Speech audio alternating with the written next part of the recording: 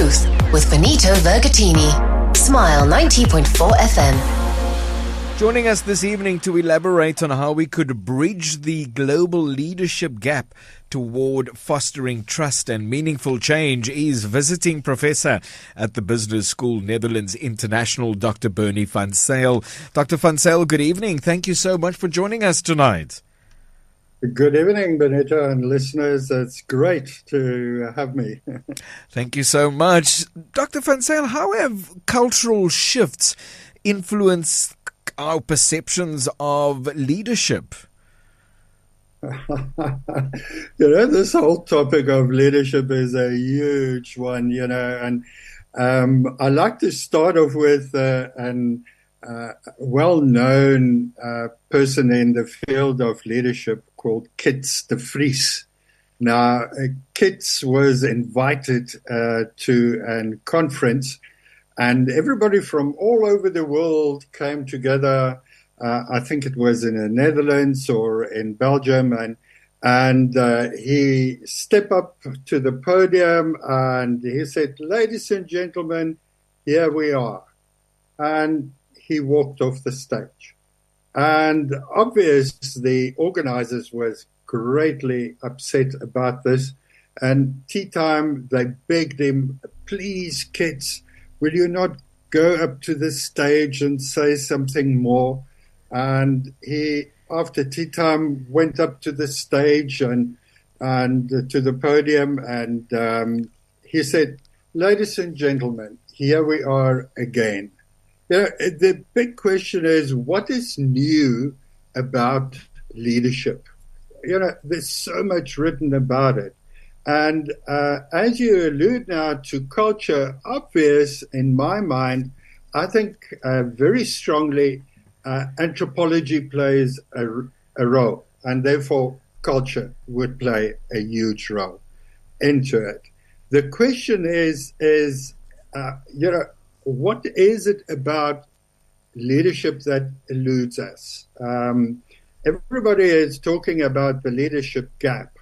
What is this gap? Why do we have strong leadership, say, for instance, like Trump on the other side, and then not so strong leadership as perceived by the people, say, by Biden, the previous president of the USA?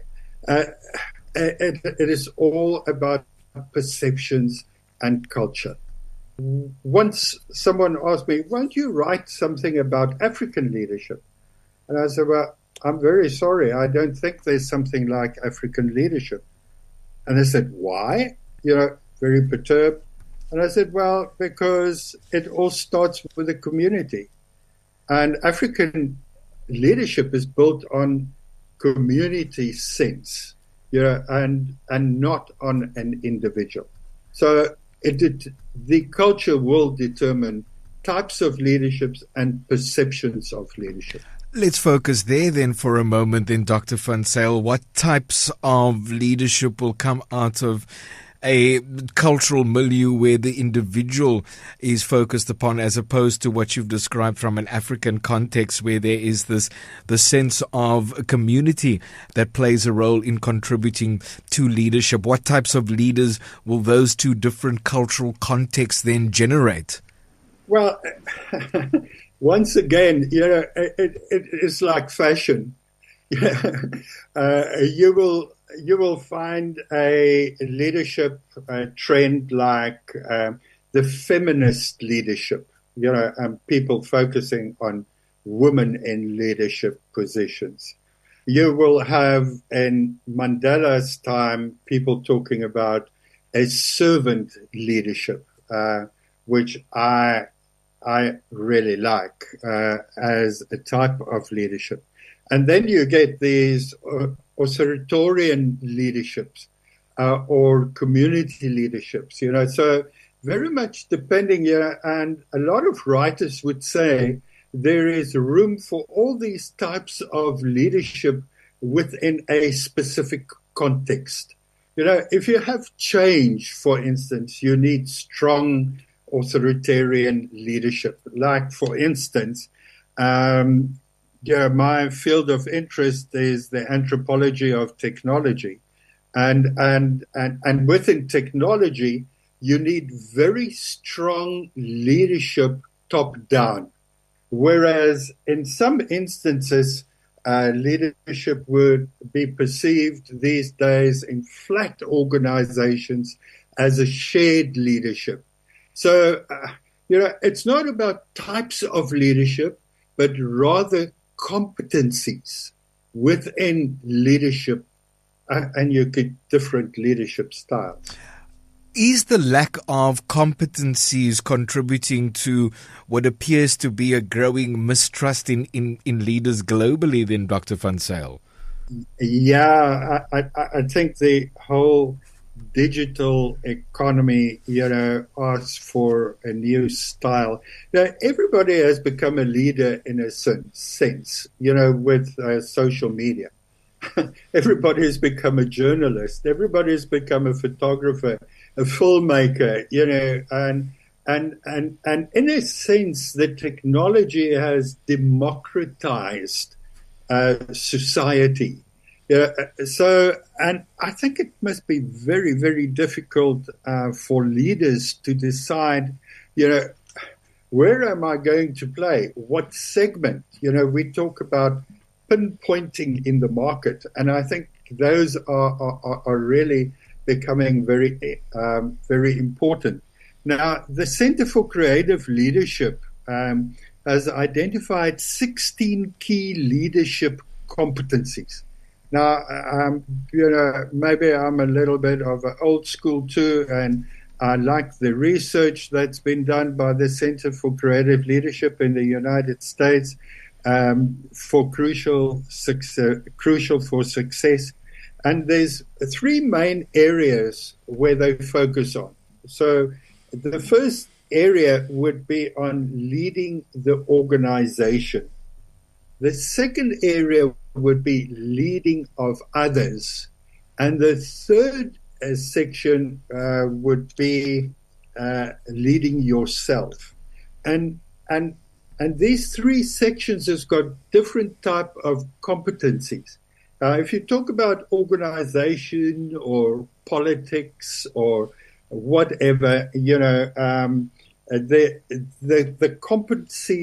competencies required there are, for instance, a strategic perspective, being quick to study, to catch on to new technologies. And I would like to talk about the technologies thing later. Decisiveness and change management. Those are the four that is very important for the leading of organizations or countries, if you want to. Mm. In terms of the competencies that a leader is required to lead others, what is this required, particularly in organizations where we're finding there's a more diverse range of employees? How can leaders ensure that they're able to make meaningful connections across the board in leading others? Yeah, I think one of the important things about leadership is trust and transparency. But the competencies, necessary of leading others as leading employees, obvious, confronting problems with the employees, participative management, and building collaborative relationships, compassion and sensitivity, putting people at ease and respect for differences. Now, I think the problem is most of our leaders aren't A-grade students in these competencies. If I just think in terms of participative management, how many times employees are just left in the dark and there's no perfect communication, for instance. Building collaborative relationships. I think in the digital economy, we need what I call collaboranomics. How through collaboration you can create an economy. And that's a whole different topic, I think. Compassion, sensitivity, putting people at ease, I think it's all soft issues, and I think so many times our leaders aren't sort of trained in these competencies, because I do believe that if you focus on these competencies, it will be possible. Well, it would be possible for you to be much better leader. Visiting professor at the Business School, Netherlands International, Dr. Bernie van Zijl, joining us this evening as we're putting the spotlight on leadership, how it can be more effective, how it can foster genuine engagement and trust within a diverse range of stakeholders. Do share your thoughts and join us too on 0829 904 904. You say within those three areas where leaders should be focusing on, in leading an organization, leading others, and leading themselves. When it comes to leading others, you say that's an area that leaders need to leadership needs to work on, those soft skills. Are those soft skills particularly important and vital in a time where the globe finds itself at the moment going through tremendous cultural, economic shifts? Yeah, definitely. I think recently, if we just see the interest in what's going on in the United States versus, the new Pope, for instance. Yeah. You have these two different styles of leadership, and the interest people have in the softer issues. People want to be seen. I think people want to solve problems too, and they want leaders to solve problems and not only talk about them. Now at BSN, we focus on problem solving and teaching business people how to solve a problem. And how do you solve a problem? By asking the right questions. And obviously you need some what we call programmed knowledge, and asking the right question and reflection. We have a very specific action learning formula where we say learning is programmed knowledge plus questions plus reflection plus implementation. So many times we have sort of, I don't know if you know the dead horse theory. So many times I think organizations and even countries locked into a dead horse theory syndrome. The horse is dead, but then we sit around a table and discuss a new saddle for the horse, improve the horse's feed, even though it's dead, change the rider instead of addressing the real problem, fire the horse manager and hire someone new, hoping for a different result, organize meetings and discuss how to increase the speed of the dead horse, create committees or working teams, and create new budgets, justify efforts by comparing the horse to other similar dead horses, concluding that the problem was a lack of training. Propose training courses for the horses, which means increasing the budget, redefining the concept of dead to convince the horse still has a chance. So the problem is we don't accept problems to be a problem. We don't solve real problems. And we need leaders that's decisive enough to make decisions based on good data, information, and knowledge, and then make a decision. There's so many decisions made today by politicians. I think that's well, obvious, politically driven, but not really thought through what the consequences thereof could be. Just in terms of, let me go back to Trump as an example. Bringing all these tariffs, not realizing what harm it can do at the end, but him having the expectation that everybody would bow in front of the United States as if nothing could harm them. So this is the real problem. We need people that can solve problems and implement plans for these problems. And therefore, you need these competencies to survive as a leader. Implementation has been one of the significant challenges from a South African point of view. One looks at the government's great policies on paper, but implementation has been waning and has in fact limited so much progress within the country. How do we challenge these outdated models, as you say? Why do we keep feeding this dead horse and not break free from ineffective practices? Because it strikes me that we need to have that skill if we are going to manage and navigate in a very uncertain and complex modern business environment. Yeah, well, I recall that I had a colleague in economics that used to say, ladies and gentlemen, the marketplace will sort you out. What goes up must come down, and unfortunately, that's the reality. Recently I read a nice book on the digital economy, and they had two sort of slogans out of this book, which I underpin. The first one is be in control. And that is for the new economy, for the digital economy. Be in control of your technology. Be in control of your data. If you're not in control, you're in trouble. That's the first thing.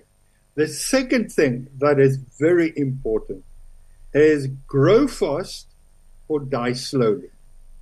And so often we hang on to the old stuff for life just to find out that we're busy dying. And that is very unfortunate, because if you're a change leader, which is my pet topic, I prefer to talk about change leaders. How do change leaders go about in changing an organization?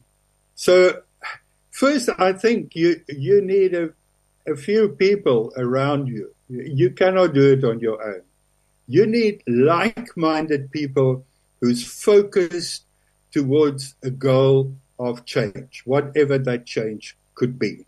For instance, in the economy, if you're still an old-style economy, you need a new line economy, which is e-commerce, and that would run parallel to the old until the old die out. I often say sometimes people need to die before you get change, and that is also a reality. And sometimes you need to wait years before you get change because nobody wants to change. But the reality is change is there. It won't go away. I suppose that's the big irony, is that we all are so apprehensive about change, yet it's the one thing that we can certainly bank on. Dr. Van Zijl, lastly, in terms of a multicultural world, a ever-changing world precipitated by advancements and rapid advancements in technology. You spoke earlier of the different leadership types. Would a change leader be more fitting for the time that we're in now? Yes.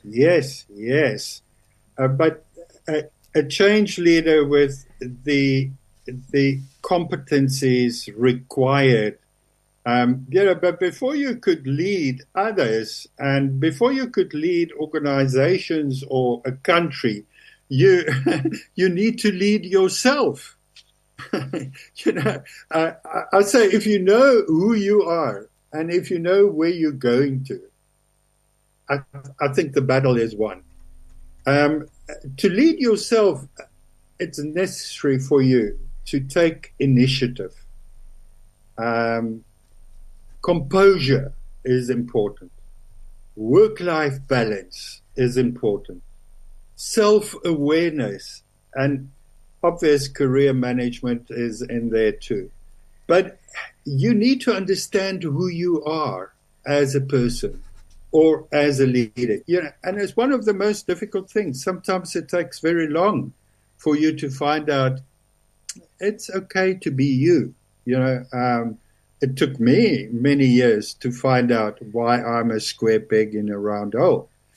So obvious, I would suggest change leadership as a paradigm for the times we live in, because the reality is we are going to face a whole lot of changes, and not immediate now this year, but from next year on, definitely. Visiting Professor at Business School, Netherlands International, Dr. Bernie van Zijl. Appreciate your insights and time this evening, Dr. van Zijl. Has been incredibly illuminating. Thank you so much for joining us this evening. Much appreciated. Yeah, Benito, it was great chatting to you and your listeners, and hopefully we could do it again.